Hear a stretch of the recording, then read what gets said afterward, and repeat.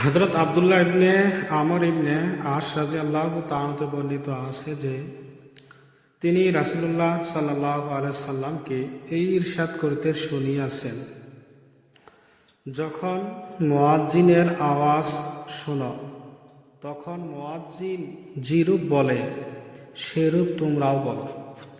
অতঃপর আমার প্রতি দরুদ পাঠাও।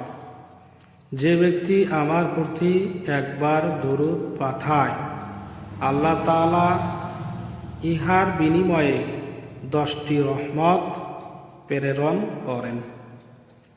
অতঃপর আমার জন্য আল্লাহর নিকট ওসিলার দোয়া করো, কারণ ওসিলা জান্নাতে একটি বিশেষ মর্যাদা, যাহা আল্লাহ তাআলার বান্দাগণের মধ্য হইতে একজনের জন্য নির্ধারণ করা হইয়াছে। আমি আশা করি সে বান্দা আমিই হইব। যে ব্যক্তি আমার জন্য ওসিলার দোয়া করিবে সে আমার শাফায়াত হকদার হইবে। মুসলিম।